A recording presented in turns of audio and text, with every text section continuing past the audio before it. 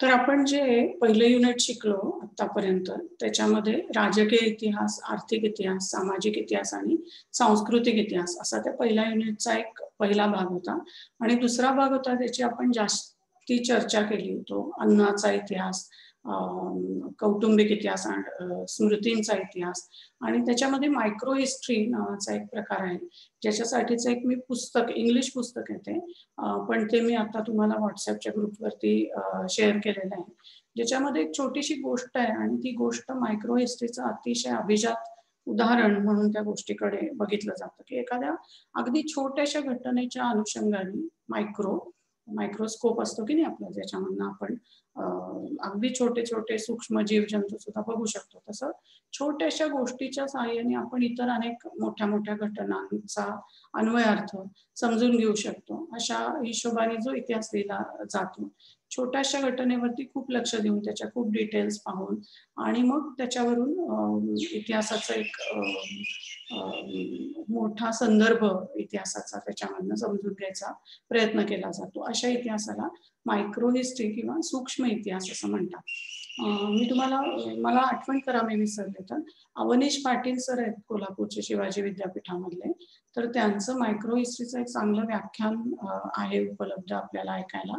आणि मला वाटतं त्यांचा लिहिलेला लेख पण आहे समाज प्रबोधन पत्रिकेमध्ये किंवा अशा चांगल्या नियतकालिकामध्ये, तर तोही शेअर करण्याची मला आठवण करा तुम्ही. म्हणजे या सूक्ष्म इतिहासाचा स्वरूप कसं असतं, त्या तो अप्रोच काय आहे इतिहासाकडे बघण्याचा, दृष्टीचा कोण कसा असतो त्याच्यात इतिहासाकडे पाहण्याचा, हे आपल्याला चांगल्या पद्धतीने समजून घेत आहे.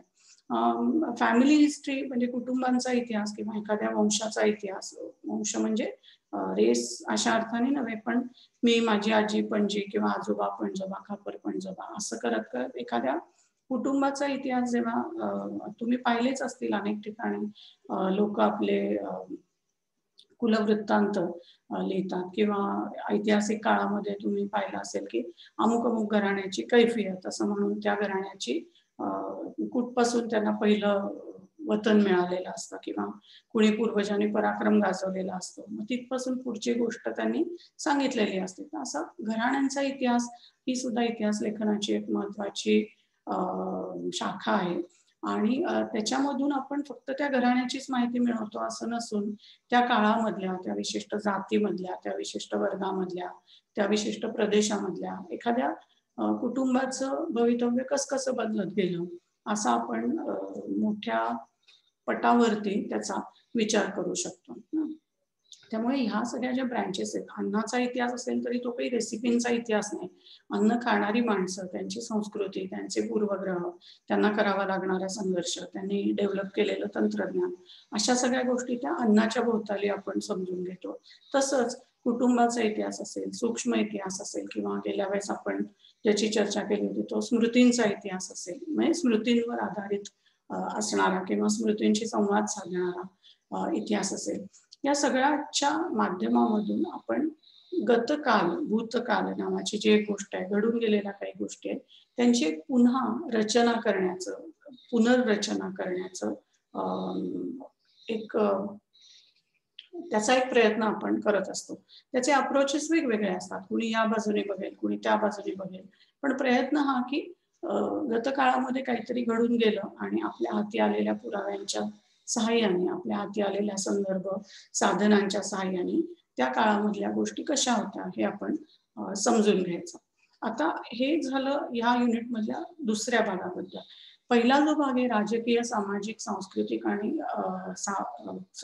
आणि आर्थिक इतिहासाचा, तर ह्याबद्दल मी खूप विस्तृत चर्चा केलेली नाहीये. याचं कारण असं की आपण दरेक पेपरामध्ये तुम्ही बघाल तर तुमचे स्वतःचे सगळे पेपर जे आहेत त्या प्रत्येक पेपरामध्ये आपल्याला ह्या एकेका दृष्टिकोनाचं प्रतिबिंब उमटलेलं दिसतं. की जसं तुम्ही अगोदर मराठा पॉलिटीचा इतिहास शिकलात गेल्या सेमिस्टरमध्ये, तर त्याच्यामध्ये मराठा साम्राज्य ज्याला म्हणतो त्याची राज्यव्यवस्था कशी होती, राज्य म्हणजे त्या राज्याची उत्पन्नाची साधनं काय होती, ते राज्य खर्च कशावरती करत होतं, त्या राज्याची यंत्रणा चालत कशी होती, कुठल्या गोष्टी करण्याचे अधिकार कुणाला होते, हे सगळे सत्ता विषयक त्या समाजाचे, त्या कालखंडाचे धागेदोरे समजून घेण्याचा प्रयत्न तुम्ही केला, त्यामुळे तो राजकीय इतिहास होता. मग त्यामध्ये राजकीयमध्ये सांस्कृतिक येत नाही का, किंवा राजकीयमध्ये सामाजिक येत नाही का? तर असं इतका आपल्याला कप्पेबंद विचार करून चालत नाही. पण राजकीयमध्ये जास्ती भर हा सत्ता आणि ती सत्ता कशी अंमलात आणली जाते या संदर्भामधल्या संस्था असतील, संरचना असतील, स्ट्रक्चर्स असतात, म्हणजे की याच्या सगळ्यात छोटं घटक युनिट काय असतंय, तर समजा कुटुंब आहे. मग असे अनेक कुटुंब मिळून एक जात बनते. अनेक जाती बनून अनेक जातींचं मिळून ते सगळे बलुतेदार मंडळी, आलुतेदार मंडळी मिळून एक गाव बनतं. अनेक गावांची मिळून समजा पंचक्रोशी बनत असेल, त्याचा आणखीन पुढे वरती काही परगणा बनत असेल. हे जे अगदी छोट्या व्यक्ती आणि कुटुंबापासून ते मग केंद्रवर्ती सत्तेपर्यंतची जी संरचना आहे, स्ट्रक्चर आहे, आराखडा आहे, चौकट आहे, ह्या आराखड्याचा राजकीय, त्याच्यामध्ये सत्ता कशी कुठून खालून पण आपण वर राजापर्यंत सत्ता देत असतो, आणि राजा पण काही गोष्टी करण्याची आपल्याला मुभा देत असतो, अधिकार देत असतो राजेशाहीच्या संदर्भात. हेच आपण लोकशाहीच्या संदर्भामध्ये म्हणू शकतो की अमुक एक गोष्ट करण्याचे अधिकार आपण आपल्या राजसत्तेला बहाल करत असतो, आणि राजसत्ता त्या बदल्यामध्ये किंवा त्याच्या बरोबरीने आपल्यालाही अनेक गोष्टींची मुभा देत असते. तर ह्यांचा अभ्यास करणारा राजकीय इतिहास, हे सगळं होताना अर्थव्यवस्था कशाच्या जोरावरती चालली, नक्की उत्पन्न कशाचं येतंय, किंवा कुठल्या उत्पन्नाला महत्व आहे या काळामध्ये, उत्पन्नाची साधनं कशी आहेत, उत्पादन करण्याच्या पद्धती कशा आहेत, त्या उत्पादनाचा आणि विक्रीपर्यंत समाजाचा काय संबंध येतो, कुठल्या गोष्टी कोण फुकट मिळवत आहे, कुठल्या गोष्टी कुणाला विकत घ्याव्या लागतात, या सगळ्या ज्या आर्थिक गोष्टी आहेत त्यांचा अभ्यास आपण आर्थिक इतिहासामध्ये करत असतो. आणि उलट्या दिशेने सुद्धा, म्हणजे आर्थिक इतिहास हा आपल्याला ह्या गोष्टी समजून घ्यायला मदत करत असतो. जसं हे तपशील मिळून अनेक असे तपशील गोळा करून कुणी एखादा इतिहासकार आर्थिक अंगाने इतिहास लिहितो, तसंच एखाद्या अर्थव्यवस्थेबद्दल जेव्हा आपण किंवा इतिहासकार एखादा म्हणतो की ह्या काळामध्ये मिश्र अर्थव्यवस्था होती भारतामध्ये, फॉर एक्झाम्पल 1990 पर्यंत मिश्र अर्थव्यवस्था होती. म्हणजे काय, मिश्र अर्थव्यवस्था ही संकल्पना आपल्याला या अर्थशास्त्रज्ञांनी, आर्थिक इतिहासकारांनी दिलेली आहे, आणि ते जेव्हा मिश्र म्हणतात तेव्हा आपल्याला लगेच समजतं की हा, म्हणजे या काळामध्ये काही गोष्टी या खासगी पद्धतीने केल्या जातात आणि काही गोष्टींच्या बाबतीत सरकारच्या एकछत्री काय म्हणूया आपण त्याला, मोनोपॉली, त्याला सरकारला एकट्याला अधिकार आहेत काही गोष्टी उत्पन्न करण्याचे, वितरित करण्याचे इत्यादी. त्यामुळे संकल्पना या आपल्याला त्या शास्त्रामधून, त्या ज्ञानशाखेमधून मिळत असतात, आणि अर्थातच ती ज्ञानशाखा ही समाजामधनच या संकल्पना डेव्हलप करण्यासाठीच्या तपशिलांची सगळी जमापुंजी स्वतःकडे ठेवत असते. हे झालं राजकीय आणि आर्थिक इतिहासाच्या बाबतीत. असंच सामाजिक आणि सांस्कृतिकही इतिहासाच्या बाबतीत आहे. आता वरचे जे एक नंबर, म्हणजे युनिट नंबर 1 मधला जो पहिला सब टॉपिक आहे, त्याच्यामध्ये हे राजकीय, सामाजिक, आर्थिक, सांस्कृतिक म्हटल्यानंतर तुम्ही म्हणाल की मग पुन्हा फूड हिस्ट्री, मायक्रो हिस्ट्री असं का? तर तसं पाहिलं तर सध्याचा जो काळ आहे 21वा शतक, हे शतक त्यातल्या त्यात आपण म्हणू शकतो की सांस्कृतिक इतिहास हा आता जास्ती काय म्हणता येईल प्रबळ आहे. जसं की एक काळ असा होता की अनेकांनी आता त्याच्या विरुद्ध केलेले विद्रोह सुद्धा जुने झाले, पण एक काळ असा होता की जेव्हा फक्त राजकीय इतिहासाला महत्व दिलं जात असे. नंतर भारतामध्ये विशेषतः वासाहतिक कालखंड, म्हणजे भारत जेव्हा इंग्रजांची वसाहत बनला, तिथून पुढे हे शोषणाचं स्वरूप कसं आहे नक्की हे समजून घेताना लोकांच्या लक्षात आलं की भारताचं शोषण हे प्रामुख्याने आर्थिक होतंय, आणि मग राजकीय, सामाजिक, सांस्कृतिक होत आहे. त्यामुळे आर्थिक बाबींचा अभ्यास करत तुम्हाला तर दादाभाई नौरोजींचं पुस्तक माहितीच आहे, poverty and un-British rule in India. तर अशा अनेक अभ्यासांमधून भारताच्या अर्थव्यवस्थेची मांडणी झाली, आणि त्यातून पूर्वीची अर्थव्यवस्था कशी होती, जसं डॉक्टर बाबासाहेब आंबेडकरांचं इंडियन रुपी बद्दलचं प्रबंध त्यांचा अतिशय महत्वाचा आहे. तर हा आर्थिक इतिहास आपल्या दृष्टीने महत्वाचा, कारण की तो समाजाचा जमा खर्च आपल्याला सांगतो, उत्पन्न काय आहे ते सांगतो इत्यादी. पण परिस्थिती अशी 20व्या शतकामध्ये होत गेली की 2 महायुद्ध झाली आणि त्या 2 महायुद्धांच्या नंतर लोकांच्या लक्षात आलं की किती राजकीय उलथापालथी झाल्या, किती पैशाची किंमत कवडीमोल झाली. तुम्हाला तर माहिती आहे, जर्मनीमध्ये एक ब्रेड मिळवण्यासाठी लोकांना अख्खी आयुष्याची पेन्शन पिशवीमध्ये भरून आणावी लागत होती, तेव्हा एक ब्रेड मिळत होता. अशी इतकं चलनाचं अवमूल्यन त्या काळामध्ये झालेलं होतं, महायुद्धाच्या काळामध्ये. तर अशी आर्थिक गोष्टी कोसळल्या, राजकीय गोष्टी कोसळल्या, हा राजा गेला, तो राजा आला, तरी देखील समाज नावाची गोष्ट ही प्रवाही आणि पुढेच चालू राहत असते, असं लक्षात आल्यामुळे दुसऱ्या महायुद्धाच्या नंतर खास करून ॲनाल्स स्कूल ऑफ हिस्ट्री नावाचा विचार प्रवाह जो आहे, समग्र इतिहास लेखन, टोटल हिस्ट्री ज्याला म्हणतात, त्या समग्र इतिहास लेखनाच्या प्रवाहाला खूप बळ मिळालेलं आपल्याला दिसतं.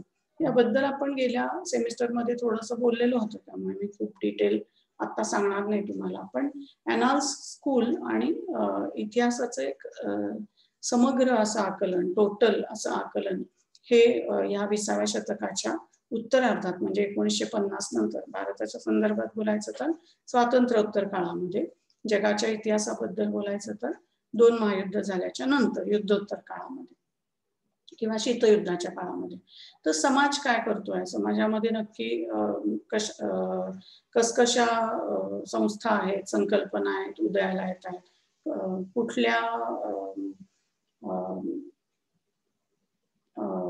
काय म्हणूयात आपण, फॅशन्स आहेत, ट्रेंड्स आहेत समाजात, या सगळ्याचा अभ्यास करणं हे त्या 20व्या शतकाच्या उत्तरार्धामध्ये खूप इतिहासकारांना महत्वाचं वाटायला लागलं. आणि त्यामुळे हा 1950 नंतरच्या दशकामध्ये खास करून सामाजिक इतिहास, समग्र इतिहास या नावाने खूप अभ्यास आपल्याला जगाच्या काय म्हणूया सगळ्या विद्यापीठांमध्ये किंवा इतिहासकारांमध्ये असे सामाजिक अंगाने अभ्यास झालेले दिसतात.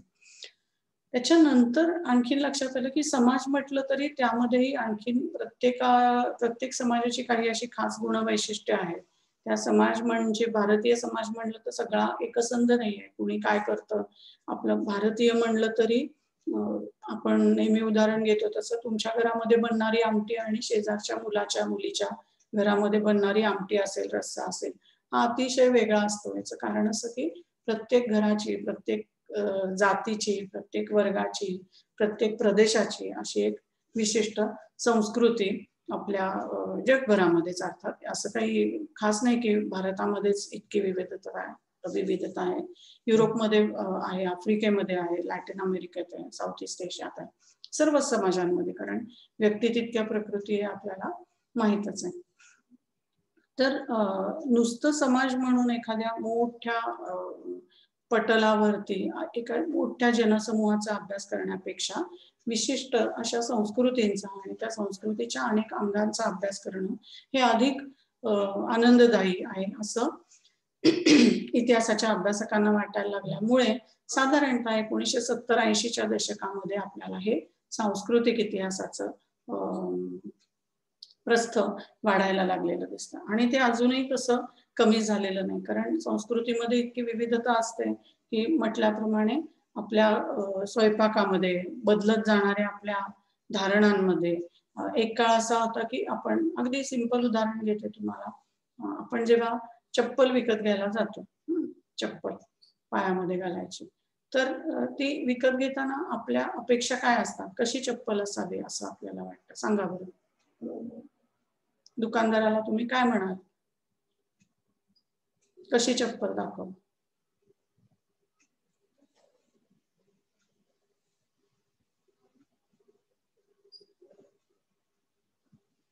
तुम्ही दुकानात गेलात बूट किंवा चप्पल विकत घ्यायला, तर दुकानदाराला काय म्हणाल?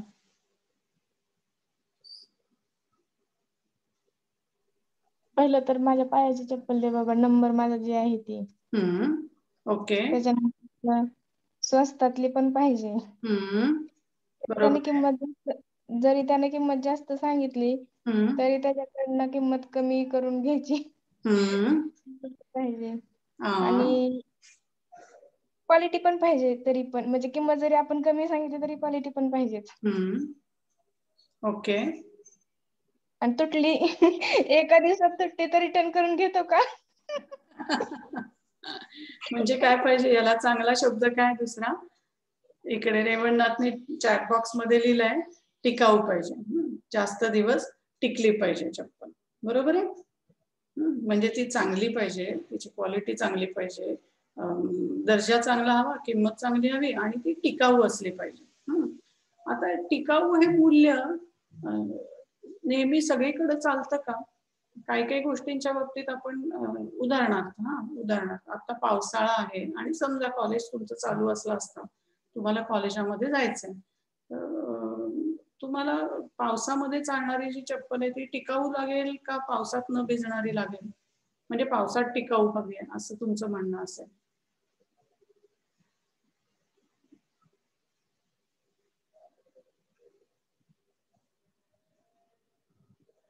टिकायला तर पाहिजे, पण किती टिकायला पाहिजे? 4 वर्ष का 4 महिने?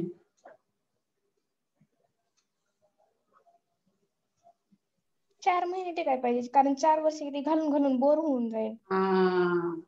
हा परफेक्ट मुद्दा सांगितला असतो की तुमची पिढी जी आहे ना ती एकच गोष्ट 4 वर्ष वापरू शकत नाही. फोन असेल, कपडे असतील, चपला असतील, पुस्तकं असतील, गाणी असतील, एकदम एक गाणं व्हायरल होतं आणि 8 दिवसानंतर ते कुठलं गाणं, कोण गाणं कोणी विसरूनही जातं त्याचं नाव. बरोबर आहे ना? टिकाऊपणा हे मूल्य आहे का आता?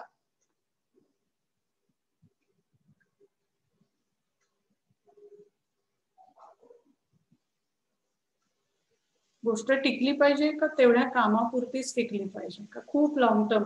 म्हणजे आता तुम्ही तुमच्या आजीला वगैरे विचारा की तिने एकदा चप्पल घेतली की किती दिवस ती टिकत होती. आजी सांगेल तुम्हाला किती दिवस टिकत असेल चप्पल आजीच्या काळामध्ये तुमच्या.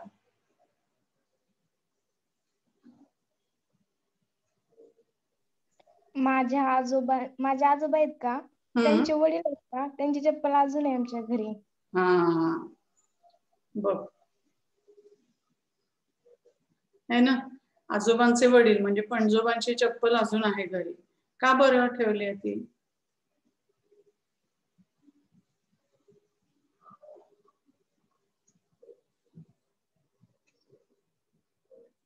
का ठेवली इतकी वर्ष? पण त्याला कोण घालत नाही मॅडम, नुसतीच अशी ठेवून ठेवली. कारण ती काय म्हणतात त्याला, ती कसली तरी म्हणजे त्याला काहीतरी म्हणतात, त्याला काहीतरी मला आता आठवत नाही काय म्हणजे ती, काय माहिती मला, म्हणजे थांबा मला आठवलं की मी सांगते. आठवलं की सांग, विचारू. रेवणनाथ म्हणतोय की 4 वर्ष तरी आजीच्या काळामध्ये चप्पल टिकत असेल. बरोबर आहे. 2-4 वर्षानंतर एकदाच कधीतरी जायचं जत्रेमध्ये किंवा बाजारामध्ये आणि मग चप्पल घेऊन यायची. तर तुम्ही म्हणाल की बाई इतिहास शिकवत होत्या आणि एकदम चप्पलेमध्ये कुठे शिरलात तुम्ही? तर मुद्दा असा की मूल्य व्यवस्था या कशा बदलत जातात हा सुद्धा सांस्कृतिक इतिहासाचा खूप महत्वाचा अभ्यास करण्याचा विषय आहे. की एक काळ असा होता जेव्हा टिकाऊपणा, सस्ता टिकाऊ असं त्याला म्हणायचे सगळे. सस्ता टिकाऊ एकदम खूपच छान गोष्टीचं गुणवैशिष्ट्य असायचं की ही गोष्ट स्वस्त पण आहे आणि टिकणारी पण आहे म्हणल्यावरती एकदम ओके आहे. आणि आता मूल्यव्यवस्था असं आपल्याला सांगते की वापरा आणि फेकून द्या. त्या काळापुरतं की दिवाळीसाठी, लग्नासाठी मला वेगळी चप्पल पाहिजे, मग सकाळी चालत जायला तुम्ही काय म्हणतात त्याला मॉर्निंग वॉकला जाणार असाल तर वेगळी चप्पल पाहिजे. अशा भानगडी होत्या का तुमच्या आजीच्या आजोबांच्या काळामध्ये?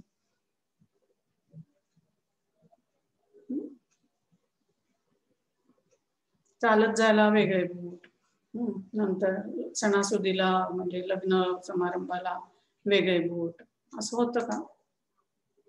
निलेश पण म्हणतोय नाही, भरत पण म्हणतोय नाही, वैशाली पण म्हणते नाही, मी पण म्हणते नाही. की काय करायचंय अशा वेगवेगळ्या दर फॅशनला गोष्टी. पण आता मूल्य व्यवस्था असं आपल्याला सांगते की हे काहीतरी काय, सकाळी चालत जाताना तुम्ही काय रोजच्या चालण्याच्या चपला म्हणजे वावरण्याच्या चपला कशा काय घालणार, परत घरामध्ये तुम्ही वेगळ्या स्लीपर्स घातल्या पाहिजे. एकच चामड्याची चप्पल पूर्वी घातली जात होती. बरोबर आहे. रेवणनाथ म्हणतोय की एकच चामड्याची चप्पल पूर्वी घातली जायची. आणि हा त्यातही मॅडम सॉरी मॅडम, ते चामड्याची चप्पल म्हणतात, मला ते नावच आठवत नव्हतं. हा, चामड्याची चप्पल, बरोबर, म्हणजे लेदरची चप्पल. तर सांस्कृतिक इतिहास जो आहे तो आपल्याला अशा वस्तूंच्या, मूल्यांच्या आणि त्यांच्याबद्दल आपल्या मनामध्ये असणाऱ्या ज्या भावना आहेत, म्हणजे आता वैशाली सिंपल गोष्ट आहे, तुझ्या पणजोबांची चप्पल आता तर काय कोणाला उपयोगाला येणार नाहीये, पण तरी ती कशासाठी ठेवली आहे, म्हणजे एखादा उपयुक्ततावादी मनुष्य म्हणे ही वस्तू कशाला ठेवली आहे तुमच्या घरामध्ये, अडगळ आहे. हा, पण वैशाली काय म्हणेल, नाही नाही ती माझ्या पणजोबांची आहे आणि तशी चप्पल आता कुठं पाहायला मिळत नाही म्हणून आम्ही ठेवली आहे, ती कोणी वापरत नसली तरी सुद्धा काय झालं, तिला भावनिक मूल्य आहे. बरोबर आहे वैशाली? हो मॅडम. मग आता आपण आर्थिक किंवा राजकीय किंवा सामाजिक इतिहासामध्ये हे समजून घेऊ शकतो का, की आता पणजोबा नाही पण पणजोबांची चप्पल आहे आणि ती कुणी वापरत नाही पण तरी ती आम्ही घरामध्ये ठेवली. का हे संस्कृतीच्या अभ्यासामध्ये आपल्याला समजू शकतं की आपल्याला आपले पूर्वज हे पूजनीय असतात, त्यांच्या वस्तू आपल्याला सहजासहजी टाकवत नाहीत. हे आपल्याला संस्कृतीच्या अभ्यासातून समजेल की अर्थव्यवस्थेच्या अभ्यासातून समजेल? सांस्कृतिक. बरोबर. कारण संस्कृती. बोल बोल भरत, काय म्हणालास? हा, म्हणते या ठिकाणी संस्कृती इतिहासच लागू पडेल. अगदी बरोबर. आपली संस्कृती आपल्याला असं सांगते की काही काही गोष्टींना काही आर्थिक मूल्य नसतं, त्याच्यात काही राजकीय किंवा धार्मिक असं काही वेगळं त्याला हे नाहीये, पण तरी आपली संस्कृती अशी आहे की घरामध्ये आपल्या जुन्या काही गोष्टी असतात आणि त्या आपण तशाच ठेवून देतो, काही फार त्याची रोज उठून हळदी कुंकू वाहून पूजाही करत नाही, पण आठवण आहे म्हणून ठेवूनही देतो. तर इतिहासकारांना अशा अनेक गोष्टी दिसत गेल्या की ज्यांची सहजासहजी आपल्याला संगती लावता येत नाही, की बाबा ही फार महागाची गोष्ट आहे. आता घरामध्ये समजा आजीचा तुमच्या सोन्याचा हार ठेवलेला आहे, का ठेवलाय, त्याची किंमत 1,00,000 रुपये आहे म्हणून ठेवलाय. कधी आपल्याला 1,00,000 रुपये हवेच असतात, त्यामुळे आर्थिक कारणांमुळे तो ठेवलेला आहे. पण इतिहासकारांच्या हळूहळू लक्षात आलं की प्रत्येक गोष्टीला आपण आर्थिक किंवा राजकीय कारण लावू शकत नाही, सांस्कृतिक कारण असतात, त्याच्या मागे सामाजिक कारण असतात, प्रादेशिक कारण असतात. या सगळ्या गोष्टींमुळे अर्थातच प्रत्येक गोष्ट जर गतकाळामध्ये समजून घ्यायची असेल तर आपल्याला सांस्कृतिक इतिहासाची खूप मदत होते. आणि दुसरा त्याचाच कॉम्प्लिमेंटरी पूरक भाग असा की इतिहास हा स्मृतींचा इतिहास असतो. म्हणजे आता जसं ही चप्पल ठेवलेली आहे पणजोबांची, तिच्याशी स्मृती निगडित असतील की आमचे पणजोबा, म्हणजे तुझे वैशाली कदाचित वडील आठवणी सांगतील की आमचे पणजोबा ती चप्पल घालून कुठं जायचे, समजा शाळेमध्ये जात असतील किंवा चावडीवरती जात असतील आणि ते आले की कर कर कर आवाज यायचा, चपलेचा आवाज आला की आम्ही सगळे घरामध्ये पाडे म्हणायला, असं काहीतरी त्यांचं हे पण असतं. नजर उतरवायला पण कामामध्ये येते. अतिशय बरोबर आहे. भरतने वेगळाच उपयोग सांगितला जो फक्त सांस्कृतिक इतिहासाच्याच लोकांना म्हणजे सहजासहजी पटकन समजू शकेल की दृष्ट काढणे, नजर उतरवण्यासाठी चप्पल कामामध्ये येते. आणि वैशाली म्हणते की हो, हे चपलेशी काय म्हणूया जोडलेल्या अनेक आठवणी पण आपल्याकडे असतात. त्यामुळे स्मृतींचा इतिहास आणि सांस्कृतिक इतिहास या दृष्टीने आपण अशा आजूबाजूच्या अनेक गोष्टींकडे बघू शकतो. आता उद्या समजा वैशाली तू ठरवलंस की मी माझं रिसर्चचं प्रोजेक्ट ही जी चप्पल आहे माझ्या पणजोबांची, आणि पणजोबा मात्र नाहीये, त्याच्यावरती करणार, तर ते कुठल्या इतिहासामध्ये येईल रिसर्च प्रोजेक्ट? त्या चपलेची गोष्ट तू सांगणार इतिहासामध्ये, कशी सांगशील? किंवा वैशालीने कशी सांगावी, तिलाच मी काय टार्गेट करते अशातला भाग नाही. तुम्ही पण सांगू शकता की तुमच्या घरामध्ये किंवा वैशालीच्या घरामध्ये असणारी ही चप्पल आहे जिची तुम्हाला इतिहास म्हणून गोष्ट सांगायची. काय काय सांगाल त्या चपलेबद्दल तुम्ही? तिचा सांगायला लागेल, म्हणजे कशापासून तयार होते ती, त्यानंतर कोण बनवतं, मग ते परिधान कोण करतं, कशा प्रकारचे असते, लेडीज वेगळी जेंट्स वेगळे, त्यानंतर मग त्याच्यात किती प्रकार असतात. आता जर आपण घेतलं तर अजूनही कोल्हापुरी चप्पल फेमस आहे. तर त्याच्यात त्या चपलीमध्ये काहीतरी ते वाजत ते काहीतरी ते विंचू विंचू हा हे शेंगा टाकलं असतात झाडाच्या एका ते वाजवतात. टाकलं जातं मग ते वाजतं. तरी असा म्हणजे अशा प्रकारचा इतिहास सांगता येईल. बरोबर. म्हणजे चप्पल हे एक फक्त प्रोडक्ट झालं, वस्तू झाली. त्या वस्तूच्या अनुषंगाने तिची सांस्कृतिक, प्रादेशिक, नंतर मटेरियल काय वापरलेलं आहे, त्याच्या सौंदर्य त्याचं वाढावं म्हणून किंवा त्या चपलेचं काय म्हणूया आपण, आता हे विंचू घातल्यामुळे काय होतं माहिती नाही, पण ते कर वाजणं हे फार शान असण्याचं म्हणजे प्रतिष्ठेचं लक्षण मानलं जायचं मला वाटतं त्या काळामध्ये. महेश काय बोलतोयस? नाही. तर अशा अनेक गोष्टी आपल्याला, आणि हे झालं त्या चप्पल या गोष्टीबद्दल. आणि इकडे वैशालीच्या कुटुंबियांच्याही दृष्टीने आपल्याला त्याचं महत्व लिहिता यायला हवं इतिहासकार म्हणून, कारण आपल्याला भावनांचा सुद्धा त्या इतिहासामध्ये संदर्भ साधन म्हणून निश्चितच आपण त्या ऐकून घेऊ शकतो, समजून घेऊ शकतो की ती चप्पल म्हणजे नुसती चप्पल नसून लांबून घरामध्ये येणाऱ्या कुटुंब प्रमुखाचा आवाज असतो. आणि मग घरामध्ये असणारी त्या कुटुंब प्रमुखाची कदाचित प्रेमळ असेल, कदाचित दहशत सुद्धा असेल, एखादे आपल्याला काही माहित नाही आजोबांचा स्वभाव कसा होता तो. पण जसं आता तुम्ही गाडीवरनं ओळखता की बाहेर गाडी लागलेली आहे म्हणजे अमुक अमुक व्यक्ती घरामध्ये आहे, किंवा एखाद्याची गाडी येताना वाजली की तुम्हाला कळतं अमुक अमुक मित्र मैत्रीण तुमची कोणीतरी तिथं येत आहे. तसं ह्या चपलेवरून कदाचित आजोबा कधी येत आहेत, कधी जात आहेत हे कळलं असेल. कुटुंबातल्या काही इतर गोष्टी त्याच्याशी संबंधित असतील. अजून एक मला माहित नाही, तुम्हाला माहितीये का ते, पण जर समजा तुम्ही शाळेमध्ये कॉलेजमध्ये गेलात आणि लवकर नेहमी रोज 7 वाजता घरी येता, 7:15 वाजले तरी आला नाही, तर तुमची आई चप्पल पालथी घालून ठेवते का, आई किंवा आजी?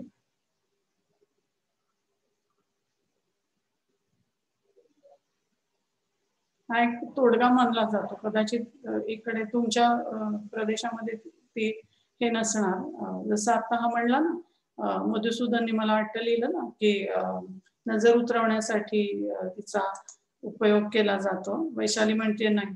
तर घरातनं बाहेर गेलेलं माणूस जर का लवकर परत आलं नाही तर उंबरठ्याच्या जवळ चपला पालथ्या घालून ठेवतात. किंवा काही काही ठिकाणी पाणी पिण्याचं भांड असते ना, हे असलं, हे असं भांड. मॅडम आमच्याकडे उलट चपला पालथ्या घालून टुत नाही, तो पालथी असले होताने करून टुते. हा पण एक आहे त्याच्याबद्दलचा. म्हणजे हे सगळे सांस्कृतिक संकेत असतात ना की जे त्या माणसाला माहितीये त्यालाच माहित असणार. आता मी हे सांगितलं की चप्पल पालथी घातली म्हणजे कोणीतरी बाहेर गेलंय जे अजून आलेलं नाहीये. हा उपाय तोडगा त्याच्यावरचा केलेला अंधश्रद्धा आहे, ऑफकोर्स ते काही खरं नव्हे पण असतंय. आणि मधुसूदन सांगतोय की आमच्याकडे मात्र चप्पल जर पालथी पडली तर ती सरळ ठेवा म्हणून ओरडतात की पालथी चप्पल ठेवायची नाही, अशुभ आहे किंवा चांगलं नाही असं मानलं जातं. हे सांस्कृतिक संकेत सुद्धा त्या चपलेच्या भोवती असणारे आपण ह्या वेगवेगळ्या इतिहासाच्या अप्रोचेस मधनं समजून घेऊ शकतो. तर ह्या आता आपण ज्यांची चर्चा केली की सांस्कृतिक इतिहास आहे, सामाजिक इतिहास आहे, आर्थिक इतिहास आहे, राजकीय इतिहास आहे, ते सगळ्या गोष्टी आपल्याला अशा एखाद्या वस्तूच्या सुद्धा सहाय्याने समजून घेता येणं सहज शक्य आहे, प्रोव्हाइडेड आपले इतिहासकार म्हणून डोळे उघडे असतील तर. नाहीतर अर्थातच आपल्याला कितीही वस्तू दिसल्या तरी काही उपयोग नाही. बोला वैशाली. ती आमच्या आजोबांची चप्पल आहे ना, कालचा परवाचाच किस्सा आहे. माझ्या मामाचा मुलगा आजारी होता, तर ते नाही का असं झोपेत एकदमच असा दचकून उठायचा. तर आज काय केलं, ती चप्पल आहे का ते झोपला ना त्याच्या डोक्याच्या जवळ ठेवली. तर मग मी तिला विचारलं तू असं का केलं, नाही का चप्पल का ठेवली डोक्यावर तिथं उशाला त्याच्या. तर ती म्हणली ती ज्यावेळेस ती चमड्याच असते ना ती जवळ, त्यावेळेस ते लेकरं नाही का ते दचकत नाहीत, म्हणजे असं तिचा उद्देश होता. तर मी म्हणलं नाही का असं नसतं ग, म्हणलं नाही का सगळं असं अंधश्रद्धा वगैरे. तर नाही म्हणली ती तुझं तुझ्या जवळच राहू दे, माझं माझ्या जवळच राहू दे. तिनं मला असं म्हणून गप्प बसवलं डायरेक्ट. बरोबर. तर आपण अर्थात अशा अंधश्रद्धा ठेवायच्या नाहीत स्वतः, पण दुसरे काय श्रद्धा किंवा अंधश्रद्धा ठेवतात हे समजून तर घेऊ शकतो आपण इतिहासकारांना, कारण की ते काय आहेत शेवटी सांस्कृतिक संकेत आहेत. प्रत्यक्षात आपण जर का ते बाळ दचकून उठत असेल तर त्यांनी पाणी प्यायलं नाही का, नीट भूक लागली आहे का, त्याला काही अंगाला चावलंय का किडामुंगी, हे पण आपण प्रत्यक्षात बघणारच. पण कुणाचा असा विश्वास का असू शकतो एखाद्या वस्तूवरती, तिच्यामध्ये काहीतरी शक्ती आहे की ज्या शक्तीमुळे ती बाळं निरोगी राहतील असा विश्वास का असेल, हे आपण निश्चितपणे समजून घेऊ शकतो. तर हे इतिहासकार म्हणून आपलं काम आहे की हे संकेत कसे आहेत. आता आपल्याला माहितीये की नक्की देवासमोर नैवेद्य ठेवला, ते तर गाडगे बाबांनी सुद्धा सांगितलंय, किंवा त्यांच्या अगोदर ते आर्य समाजाचे संस्थापक कोण होते, दयानंद सरस्वती, त्यांनी पण सांगितलं की देवळामध्ये त्यांनी बघितलं देवाच्या समोर नैवेद्य ठेवला होता आणि तो नैवेद्य उंदीर पळवून नेत होता खायला. ते म्हणाले की जर देव स्वतःच्या समोरचा नैवेद्य सुद्धा हे करू शकत नाही, काय म्हणायचं, उंदरापासून वाचवू शकत नाही, तर असा मूर्तीमध्ये देव कसा असेल, देव असला असता तो आपल्या मनामध्ये असणार इत्यादी. तर मुद्दा इथे असा की म्हणून आपण ते अवैज्ञानिक आहे म्हणून ते नाहीच असे डोळे मिटून घेणे आपल्याला शक्य नाही, कारण ह्या गोष्टी आहेत त्या समजून घेणं आणि मग आपण त्यांचा काय जो अन्वयार्थ आहे तो लावणं, आणि हे सगळं होताना आपल्या स्वतःच्या कर्तृत्वावरची निष्ठा, विश्वास हा ढळून देणं हे महत्वाचं. पण म्हणून दुसरे जे काय करतायत ते बघणं आणि समजून घेणं हे सुद्धा तितकंच महत्वाचं आहे. म्हणजे मग हळूहळू आपल्याला त्याच समाजामध्ये बदल घडवण्याच्या वाटा सापडायला लागतात. नाही तर आपण जर का हे असं काही नाहीच आहे असं म्हटलं तर मग म्हणजे आपण जर टेस्टच नाही केली तर आपल्याला कोरोना झालाय का नाही कसं कळणार ना. टेस्ट ही करायलाच पाहिजे, आणि टेस्ट घेतली आपल्याला तो पॉझिटिव्ह आलो आहे हे कळलं तरी काळजी घ्यायची योग्य ती, म्हणजे हळूहळू आपण त्याच्यामधनं बरे होतो. असं जे जसं रोगाच्या बाबतीत तसंच हा समाजाला लागलेला वेगवेगळ्या रूढींचा, अंधश्रद्धांचा, जाती व्यवस्थेसारख्या गोष्टीचा रोगच असतो, पण समजून घ्यायचा म्हणजे त्याच्यावरती उपाय करतायत. इथे आपण आजच्या म्हणजे ह्या आत्ताच्या हाफसाठी थांबूया.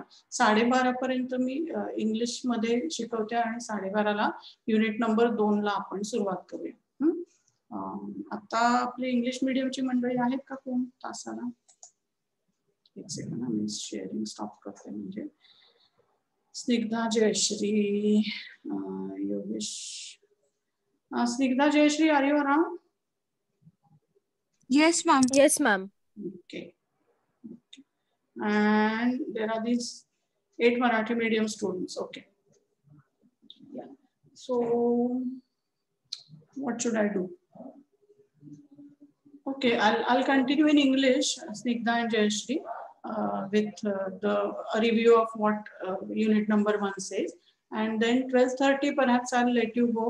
And for English medium, I will start unit number 2 tomorrow. Tomorrow is what? Thursday.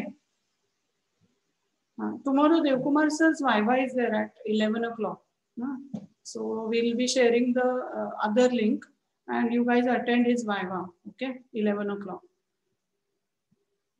उद्या देवकुमार अहिरे सरांची वायवा आहे 11 वाजता, त्यामुळे मी उद्याला ती लिंक शेअर करेन. माझं लेक्चर मे बी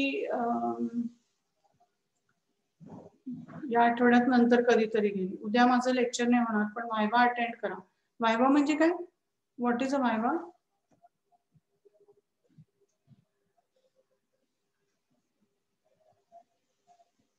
उद्याला देवकुमार सरांची परीक्षा आहे, म्हणजे बरं का, तोंडी परीक्षा. त्यांनी PhDचं काम पूर्ण केलं आणि त्यांचा प्रबंध आता मान्य झालाय. आता शेवटची परीक्षा आहे उद्या त्यांची. ती परीक्षा आपल्याला अशीच कॉलवरती लेक्चर सारखी ऐकता येते, त्यामुळे उद्याचं लेक्चर ऐकायचं नक्की 11 वाजता. त्याच्यामध्ये तुम्हालाही प्रश्न विचारायला स्कोप असतो, तेव्हा नंतर जेव्हा मी सांगेन त्याच्यानंतर तुम्ही प्रश्न पण विचारू शकता.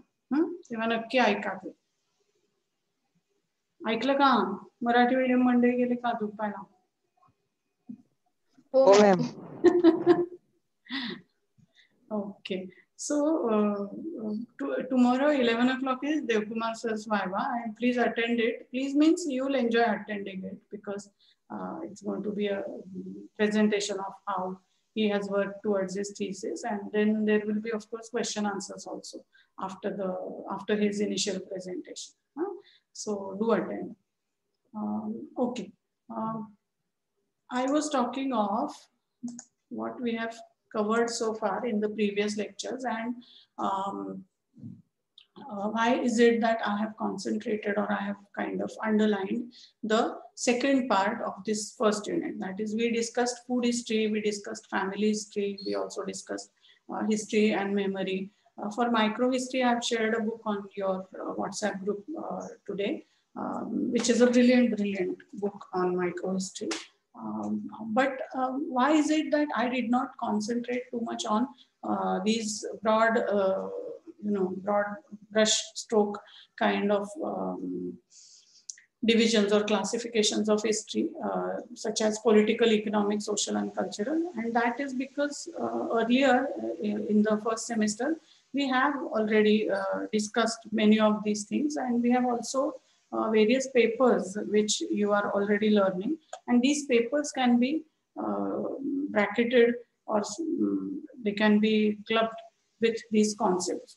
For example, your political history, you are learning, you have learned Maratha polity.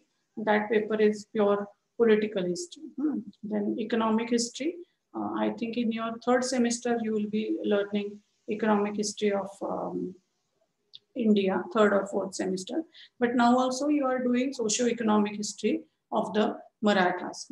As far as cultural history is concerned, that is not something probably that we have done. Rahul sir was teaching you history of early what? Early Deccan, na? What was the paper? Last semester, Rahul sir's paper. Ma'am, EC1, Deccan. Yes, ma'am. Deccan, early history of Deccan. Yeah. So these are the various broad kinds of classifications of history, which have followed a trajectory in the last couple of centuries, which is the trajectory of chronology. But no, they have followed the line of chronology, but there are different branches which have been prominent in specific periods. Like, for example, political history has always been very popular because it's a straight history wherein rulers and politically important people are studied, and their impact, which is a large-scale impact, of course, on society, is assessed or described.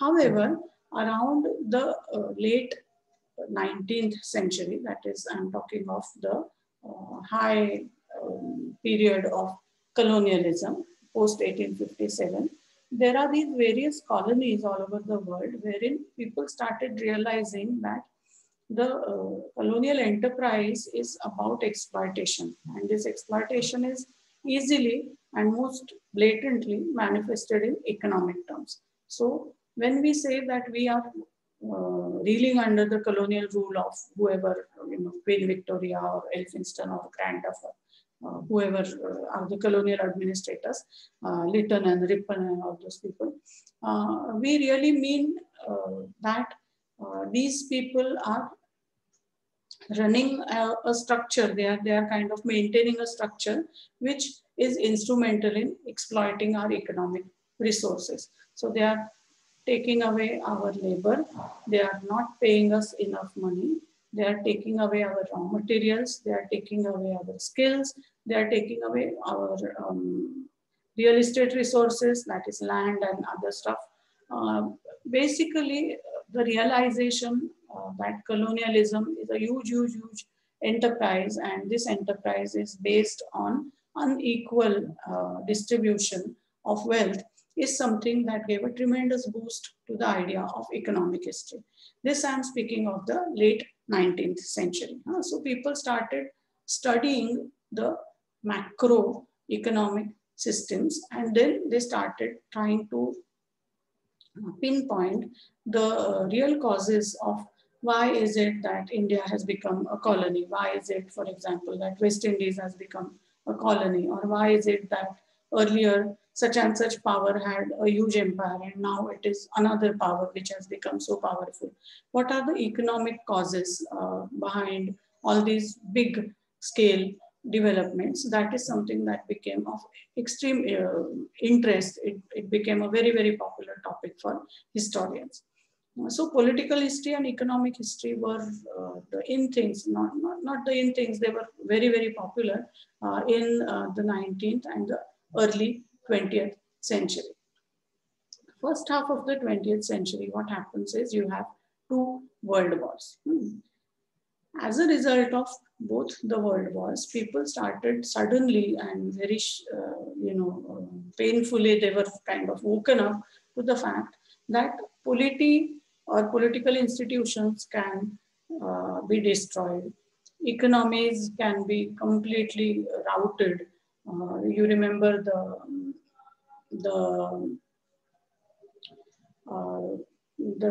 detail from the World War scenario, wherein people's entire lives, pensions, they had to be spent for buying a loaf of bread in Germany. So there is that scale of devaluation of currency happening. There are these huge empires which have crumbled down in a matter of hours in front of enemy bombarding and stuff. So as a result of these very, very disturbing kind of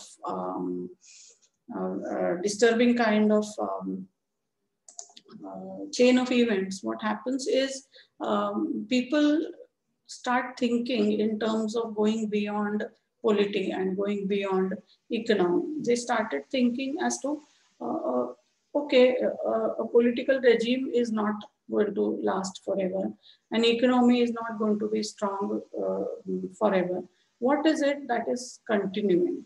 Like the very, very ancient Greco-Roman people, they started looking out for something which was of long-lasting impact. Remember the Greeks, they felt that there are only two branches of knowledge which are worth studying, and geometry being one of them and philosophy being the other. That's the reason why we get a PhD. Dev Kumar sir will be not getting a doctor of history, but he will be getting a doctor of philosophy tomorrow. So why philosophy? Because we belong to that Greco-Roman academic tradition wherein people felt, Greco-Roman people believed that philosophy and geometry, these are the two branches which are of everlasting importance. Similarly, around the early 20th century, the first half of 20th century, historians started thinking, okay, polity is not going to last, economy is not going to last. What is it that is going to last?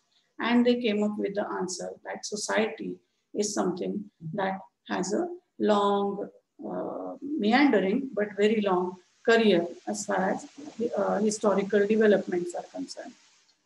As a result of which, in the last semester, I'm sure we have discussed this, but still repeating, there came up something called as the Annals School of History Writing.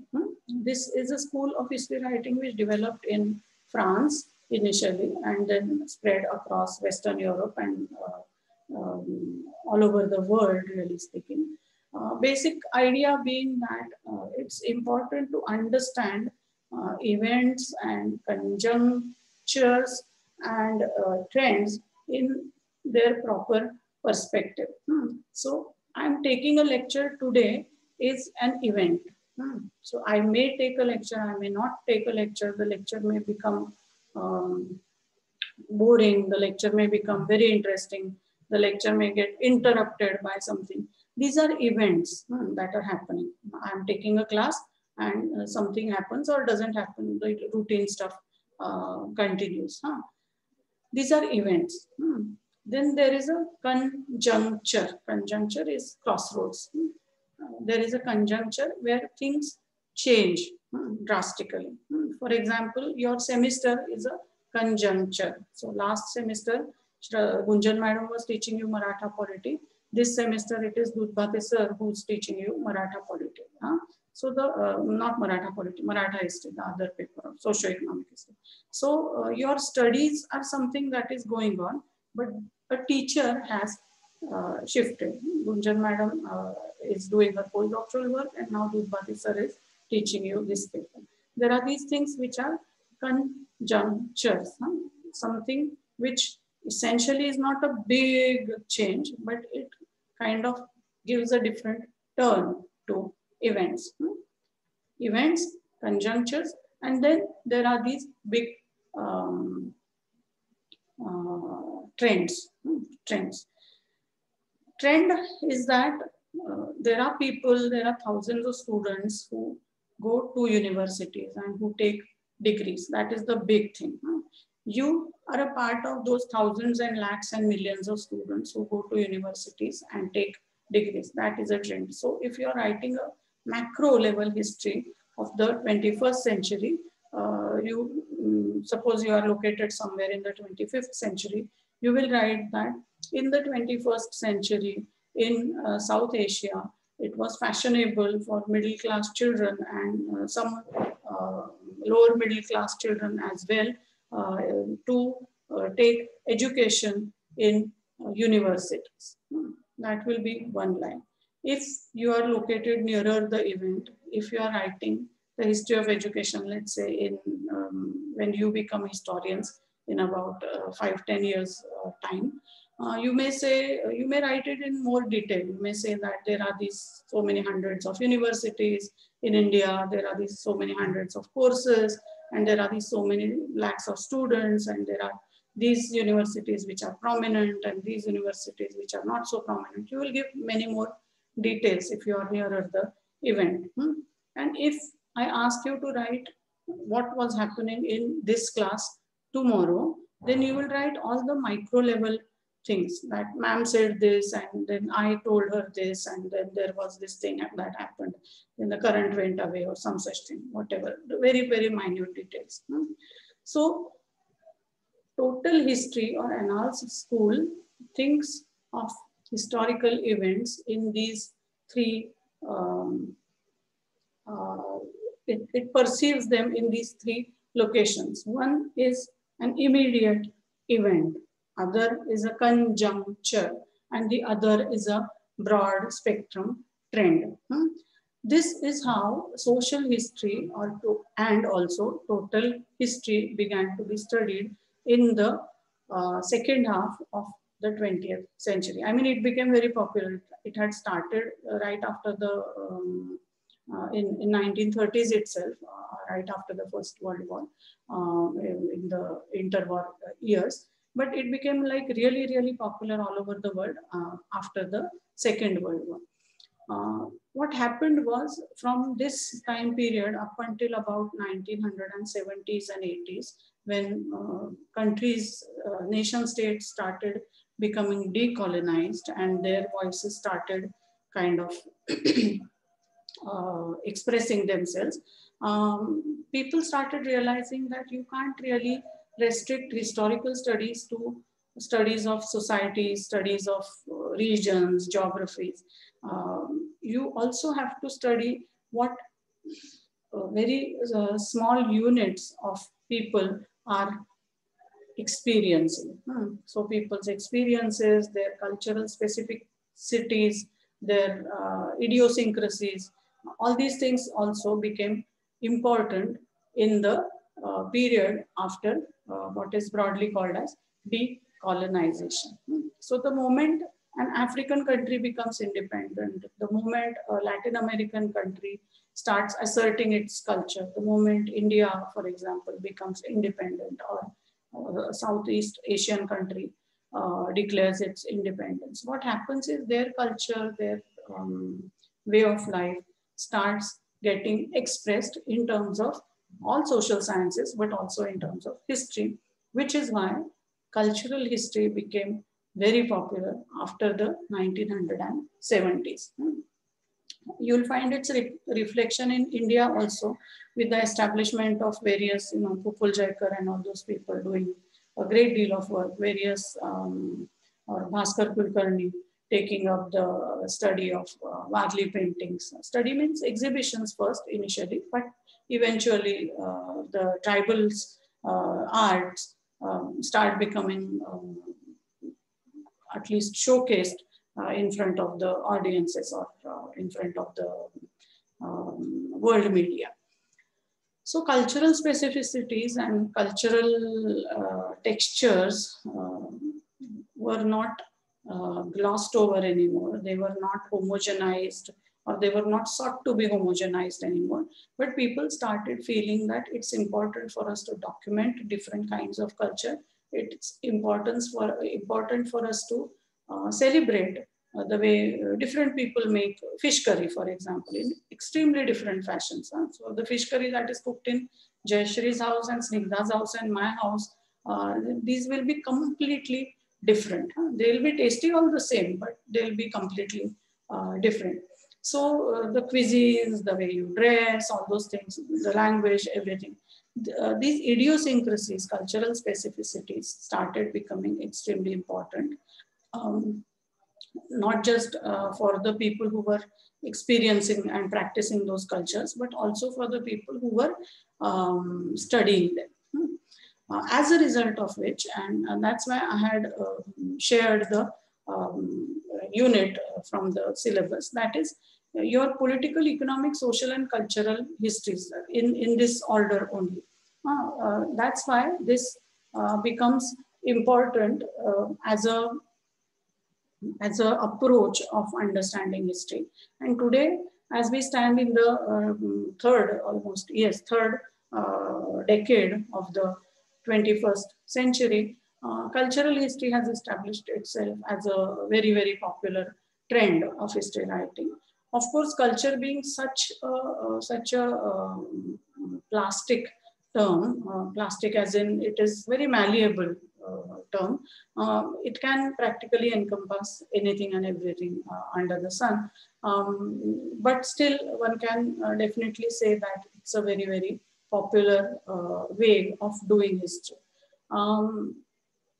The unit number 1, part 2 of that are very specific kinds of history writing, which we have mentioned in the syllabus. And those are food history, micro history, family history, and memory and history. Out of these, memory and food were discussed in detail in class. Family history, of course, you are aware and your other teachers have discussed source materials in their classes. Rahul, I know, has discussed the medieval, when he's teaching the Mughal history, he's taught you about sources of Mughal history writing. So there are these people who speak of the family of, or the gharana, the dynasty of a specific king or a specific prominent person. Not necessarily only kings and queens, their family histories were written. Family histories are written of all kinds of people, really speaking. So we have in Maharashtra, right from the late 19th century, we have a tradition of what is called as Kula Vrittanta. Kula Vrittanta is nothing but Kula is your family or clan, and Vrittanta is a report of the clan. So, for example, the family of Kumbhoshkars, if they were so enterprising, they would write Kula Vrittanta, starting with somebody, as long as their living memory goes, starting with somebody perhaps who was working for Shahu Chhatrapati Maharaj in Kolhapur or some such thing. And then they will say, the book will mention that his son did this, his son did that, he was working here, so on and so forth. He married the daughter of so and so. They had so many children, then it will go ahead.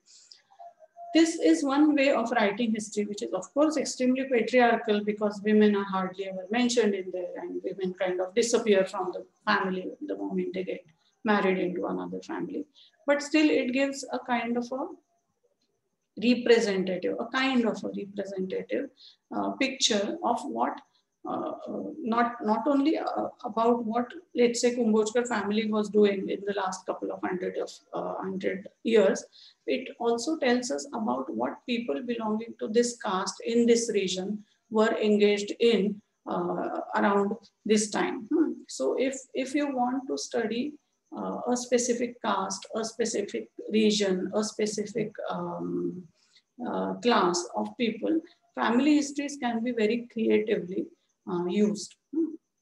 This, of course, depends on the historian, because family history, the people who write family histories are usually people who are stakeholders, people who belong to those families. So one cannot expect really historical accuracy, and one cannot expect historical, impartiality from such texts. But a creative historian can very well make use of even such texts to try and understand, for example, migration patterns of a family, or the professions in which a particular caste was engaged, or the means of entertainment of a particular region, so on and so forth. Many things can be understood from family histories.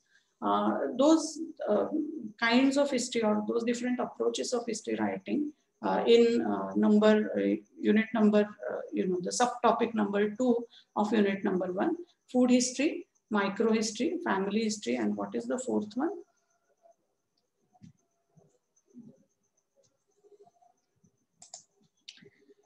Memory, yeah. And I forgot memory. Memory studies. So these approaches of writing history are, of course, they can be included in cultural history. They can be included in social history also. They can be included in political or economic history as well. But the 21st century has seen history branching out in such different directions. For example, we have in detail studied history of food. It's not only history of food per se, so it doesn't speak about the history of jawar or history of bread. It speaks about the relationship that a society has with that kind of food. So if we are talking of, remember the Sharmila Rege's text, Is This Plate Not Indian? So it's talking about the memories that are related to a kind of food, as far as a specific family is concerned, as far as a specific individual or a caste is concerned, so on and so forth. So these histories, such as food history and others, these are not just history of food. These are not just history of a microcosmic family, for example. These are just located in that lane of history writing, and they are, from the window of that lane, they are trying to glance at the world outside, or through the window of that particular house, we can glance at different kinds of histories.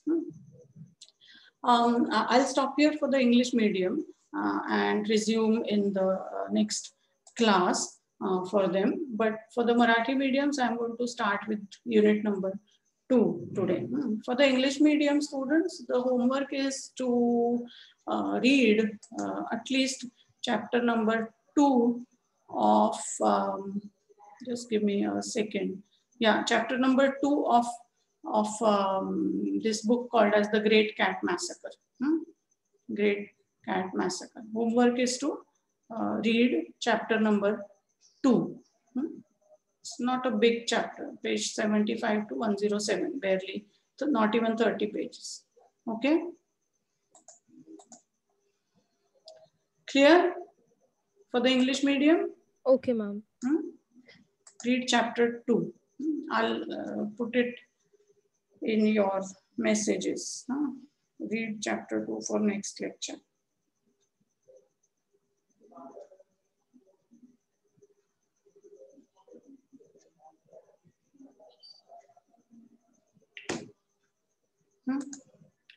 Okay, yeah. I'll stop here for the English mediums and go to Marathi.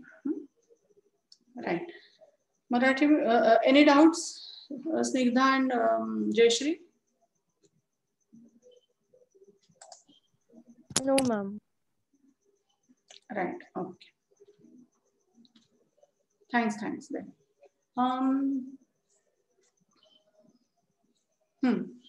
Marathi medium शी मी असं म्हणाले मगाशी की आपण unit number 2 ला सुरुवात करूया. तत्पूर्वी कालचा पेपर कसा गेला ते झालं ना आपलं बोलणं, मगाशी मी विचारलं तुम्हाला. ठीक आहे. ओके. हे जे पुस्तक मी तुम्हाला आता ग्रुपवरती व्हॉट्सअपच्या शेअर केलेलं आहे त्याच्यामध्ये हा 2 नंबरचा चॅप्टर आहे. आपण तिथे जाऊया पेज नंबर 75.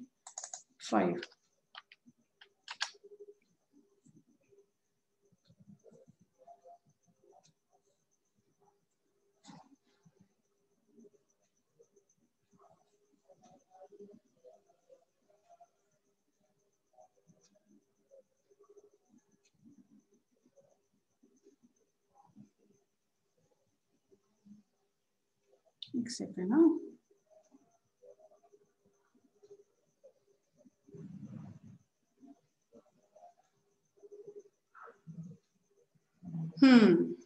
चित्र दिसतंय.